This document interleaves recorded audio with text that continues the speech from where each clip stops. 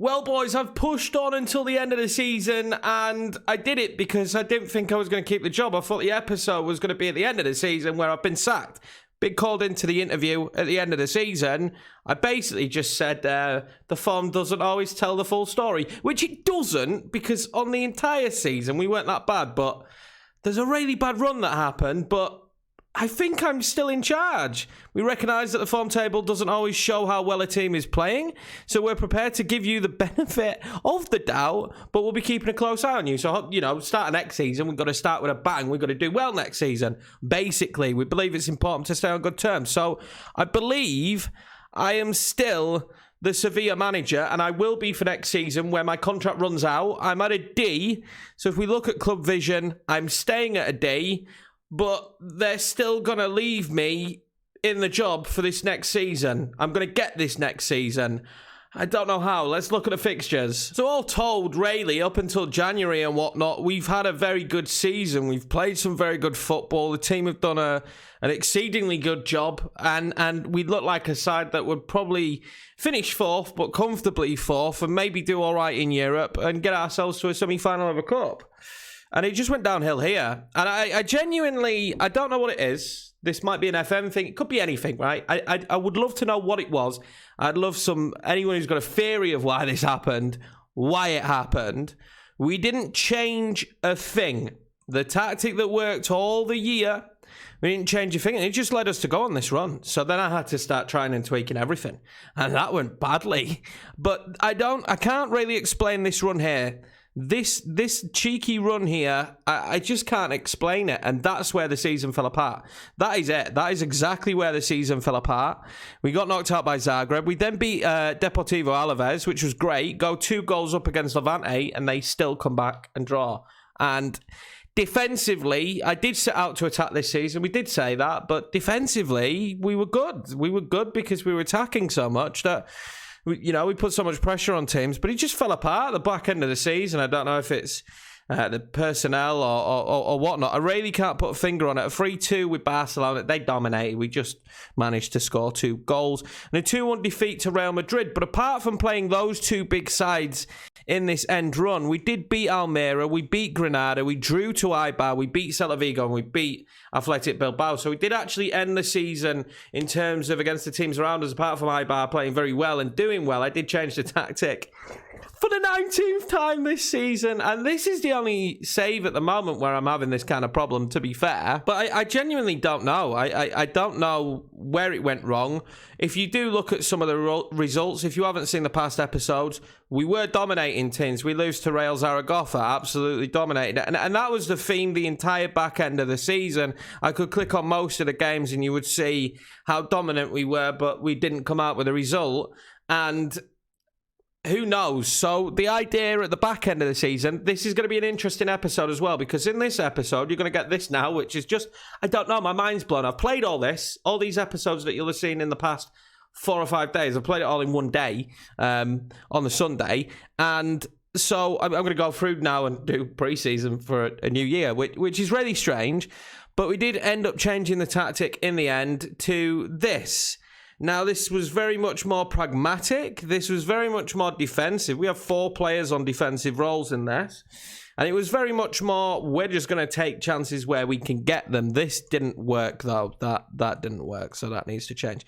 But that was very much what this formation became. And it worked, because in the last 4 games of the season, we drew 1 and we won 3. So out of 4 games, which is where we played the formation. I don't know why it doesn't show up that, but these 4 games are where we played that formation. So I can't really complain. It did its job. Do I think we'll play that next season? I don't know. I don't know, boys, what we're going to play next season. I really don't. I think there's a lot for me to sit down and figure out with the squad, and a lot to fix with the team, because it's not good, obviously, which is weird because I feel like the team isn't so bad. But if we look at the average rating for the season, although this would be a complete different story in the early end of the season, it's not pretty. It's not pretty. There's a lot of players that underperform this year, and it's whether you put it down to my tactics, which is strange because it did do very well for us, or I don't know. But Campos is top goal scorer.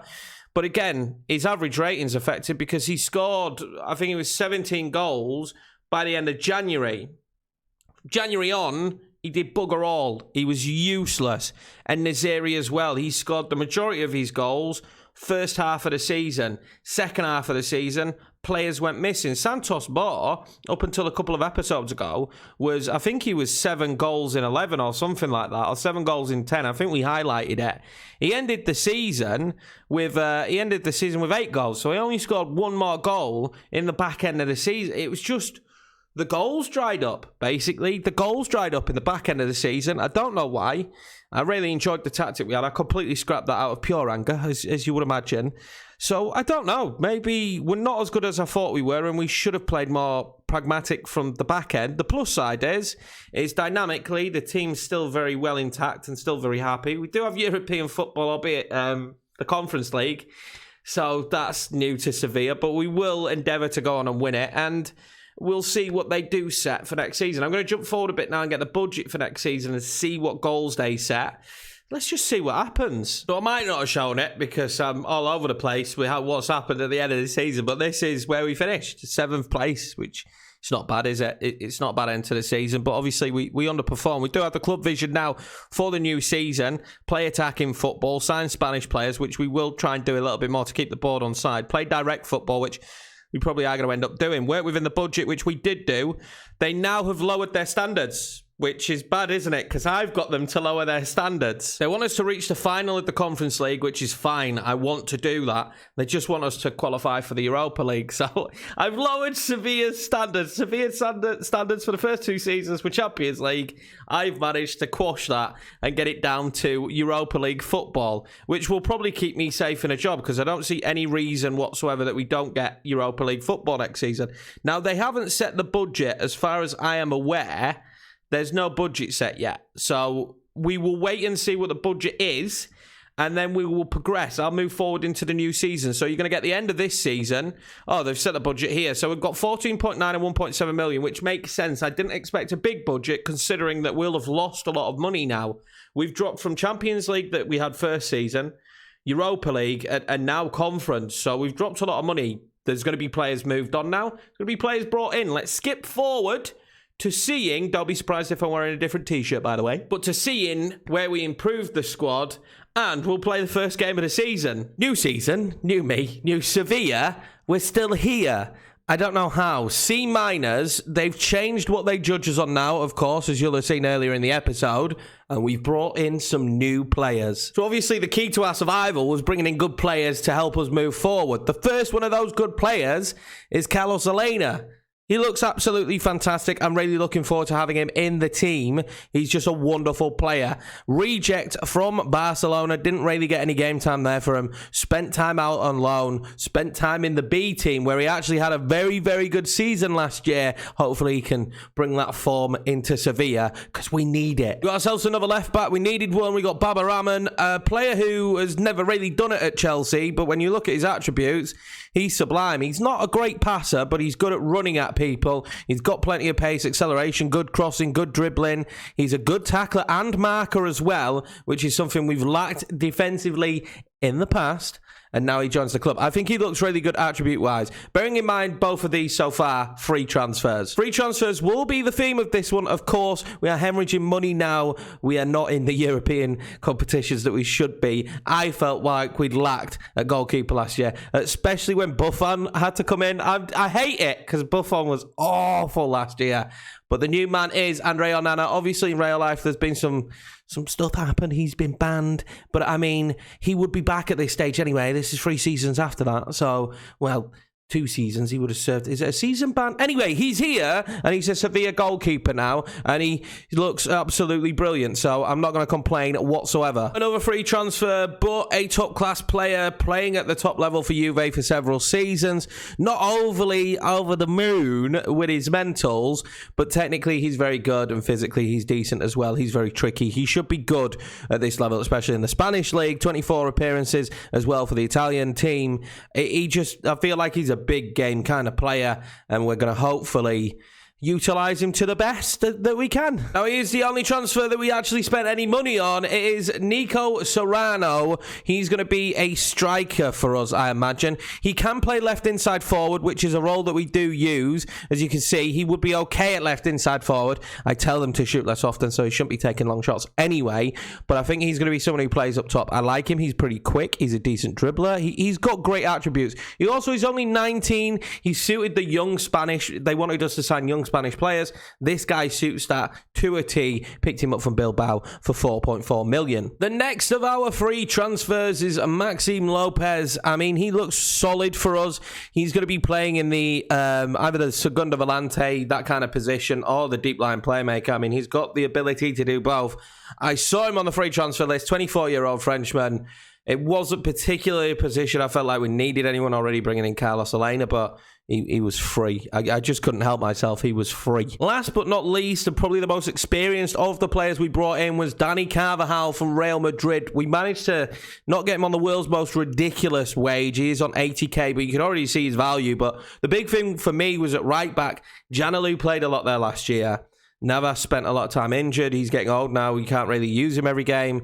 And the problem is Janalu's fantastic, but he's progressively getting better. In the big matches, you don't want to be having to be forced into using him. With Navas' injuries all the time, it was causing me problems.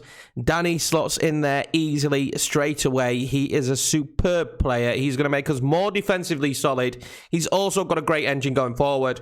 He's a fantastic player who's played at the top level for the longest of times, and I'm excited to get to use him. Now, let's look at some of the players that have gone out, players that have left the club. There's a lot of loan players here that you're going to notice, and then youngsters that were sold. Like Idrissi went out on loan. I think we're better now at left wing, so it made sense for him to go out on loan. And then transfer-wise, we did sell some players, but no one really, to me, that was a key player. Suso spent most of last year injured. We made some big money on him. Money went, didn't play enough, big wage. Decent fee to get from him. Oliver went, he came back from his loan and then he went. Sergio Gomez, Karim Rekic went. Amadou went as well. You know, we just made some money this year and brought in a lot of free transfers, which I think was really good for us. 50 million. If we look at the finances, it puts us in a really good position. The club is known now as rich and we're not spending ridiculous amounts of money. I would hope for some better money in the future though, because of the overall bank balance. And it does bring us to the fact that we do have a transfer budget and we've got a wage budget, and there is a player in this that I would like to sign. I've been looking and there isn't many there. I'm like, we don't need to sign in these positions. But this is one I would really like. We're using him obviously on FIFA in the Villarreal career mode, but he is just unbelievably good. The problem is my squad is at max. My squad's at max of 25 players. I'd have to lose a player. I'm not sure who we would lose because Ronnie Lopez is brilliant. Barrenechea is going to continue to get better. So that's my worry with him. Chukwueze would be unbelievable, and I wish he'd come about before we signed Bernardeschi, but he hadn't. Bernardeschi was the player to go for. I didn't think a player of his quality would end up being around about 12 million on the transfer list. So we might miss out on him, which is a shame because I'd love to use him and he looks brilliant. I'm going to keep toying with the idea. The problem is we'd have to let someone go. We would have to let someone go to bring him in. And I'm not sure who that would be. Now, that decision could be made by letting Oscar go, someone who is going to play a bit this year, though, and that's what puts me off that, because we are going to be starting out with this tactic right here that we were trying off before. We are going to use it. I'm not sure we're going to use it as a low block against certain sides, especially like teams like Osasuna, but we are going to have to use it in a different capacity this year. We're going to have to approach it a little bit differently this year, and I know this should work to some degree. I think we were probably more likely to go mid-block at the moment, do something like this. And I think that's probably where I'm going to be happy with it for the moment. But we do have a much better team this year, in my opinion, and a much better squad. So let's pick the side to take on Osasuna and leave feedback on what you think we should do. Should we just take the punt, go with Samuel Chukwueze and drop someone? I mean, Jesus Navas could be dropped this year. We could use Janalu and Carvajal. That could be a decision we make. Although he is vice captain or club captain, I mean, he's one of the two. I think he's club captain and Rakitic is vice captain. So I mean, that'd probably upset the squad quite a bit. So here we go. This is going to be the lineup for the first game of the season. I'm a little bit nervous. I'm happy with the back line, though. Acuna, Christensen, Koundé, Carvajal, and Nana, of course, in net. We need him there. Rakitic and Elena. Elena is being retrained. I know he's not supposed to be a Segunda Volante, but I feel like he's got all the attributes to be a Segunda Volante. So, I mean, he's being retrained there. It's absolutely fine. Oscar's going to play Trequartista. I'm not sold on Trequartista, but we did do well with Trequartista in the Amadora save on stream, so we're going to give it a go. And Naziri is the pressing forward, Ronnie Lopez, and then Ocampos. Let's just see how this goes. Now, I'm a little bit upset because Elena doesn't have full match sharpness, but we didn't play that many friendlies. I only played 4 friendlies.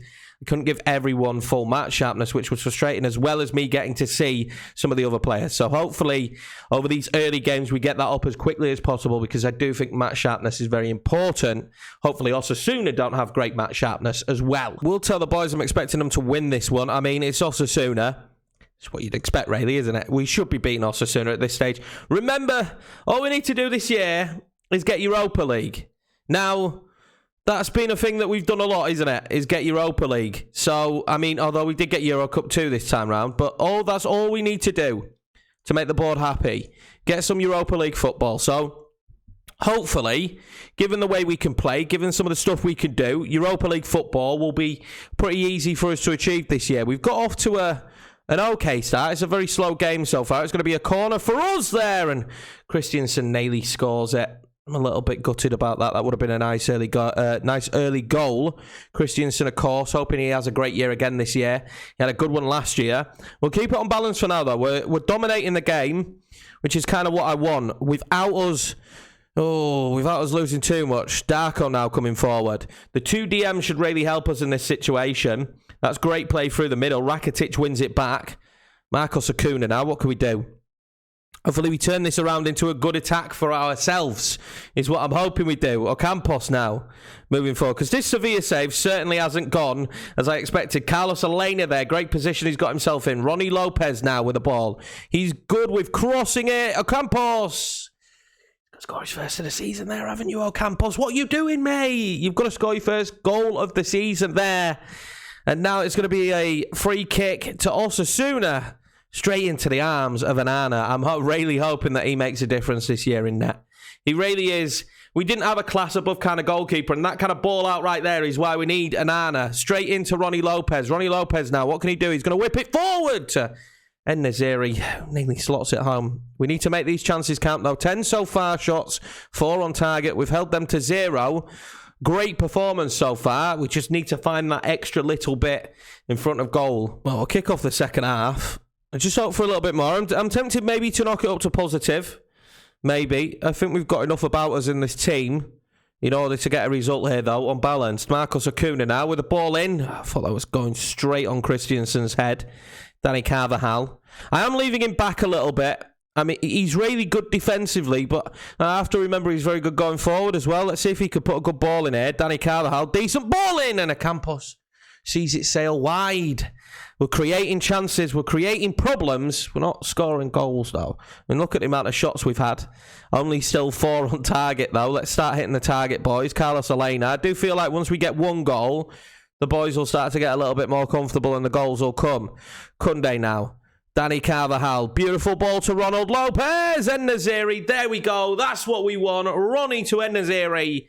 1-0, and that's Naziri's first goal of the season, and hopefully the first of many. I haven't used pressing forward too much, but I feel like in this formation he'll drop a little bit deeper, and he was there in the box a little bit deeper to collect it. What a run from him. We'll take that 1-0 up. Might make some substitutions now. I'm going to stay on balance. There is always the worry that they will score a late goal, which is definitely a worry of mine right now. Oscar has not had a great game. Does put into question Trequartista, because we're told we're advanced playmaker and shadow striker as well, potentially in that position. And the problem is what do we go with? What I'm going to do now is I'm going to bring Elena there, and Lopez is going to come in at Segunda Volante. And that's the sub we're going to make. I'm also tempted to bring off Ocampos or bring off Ronnie Lopez, give one of the wingers some game time. But I think considering the match sharpness of the first 11, which this probably would be our starting first 11, I'm going to actually just try and keep them on the pitch as long as possible. Get them as much game time as possible, because I want to kind of try and use the same starting 11 as often as possible this season. I thought that was a good ball in. Yeah, as often as possible this year, I want to use the same starting 11. Not have to chop and change too much. Obviously, with Europe, but not have to chop and change too much so they get used to each other. Ronnie Lopez with a shot from distance. The goalkeeper's had a nightmare. I think that's going to go down as an own goal. It is. It's not going to go down as Ronnie's, unfortunately. But we scored one and the floodgates opened a little bit. The squad hopefully now will grow in confidence. We had an alright end to the season. Marcos Acuna, they reckon, bring off a Ramon, which I'm absolutely cool with. Marcos Acuna's gas tank isn't as great as it used to be. I mean, it's off the post and then off the goalkeeper. I do feel a little bit sorry for him. What we're seeing already, though, which I like, is us being more defensively secure. I'm not expecting with this formation that we're going to go out and absolutely batter people, 4 and 5-0 all the time. But we've gone through patches in seasons where we concede a lot of goals and can't score. Now, when we go through the patches where we can't score, it would be nice if we didn't concede a lot of goals. Let's bring on Barrenechea. It would be nice if we didn't concede a lot of goals. And that's what I'm hoping 2DMs will bring to the side and will help us this year, because we need it. We really do need it. This needs to be a good season here at Sevilla. I'm really hoping it is. Is that a red card there? I mean, it didn't look like a red card challenge, did it? But we're on key highlights, so I'd be very surprised to not see him get a red. It's a yellow. So is the highlight this free kick? Well, Barcelona are beating Real Betis 4-1. That was a very, very pointless highlight, but we should just see out the clock now. And there we go. Great game for the start of the season. Hang on. No. Did anyone see that Maxim Lopez goal or the Ocampos goal? Do I need to go back and watch the What happened? When did those goals go in? Am I an idiot? Did they go in while I was making changes? I didn't see 2 of those goals. You obviously didn't see 2 of those goals either. I didn't see 2 of those goals. We need to go back into this and we need to check those goals. I will praise Rakitic. I mean, I'm not going to complain, a 4-0 win, but when I read the score then at the end of the match, I was like, no, that's not what happened. 4 goals went in. We saw the Naziri and the Martinez one. The Ocampos and the Maxim Lopez one, we didn't get shown. Let's watch the goals. We definitely didn't get shown them. I'm going to have to watch the footage back as well and see what happened.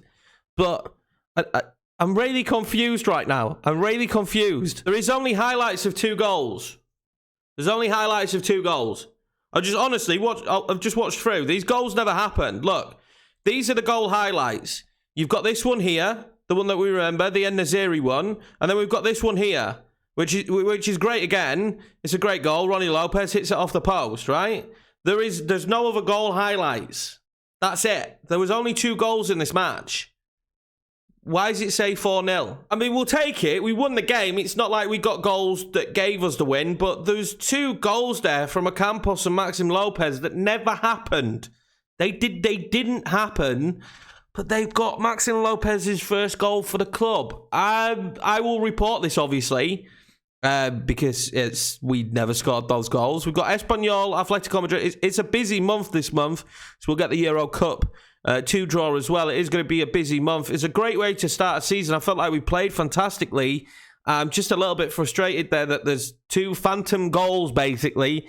2 phantom goals in this one. But anyway, boys, I appreciate the support as per usual. If you're new around here, smash the subscribe button, hit the like button. And we scored 2 goals and they don't count. But I'll see you in the next one where hopefully this is not back to normal.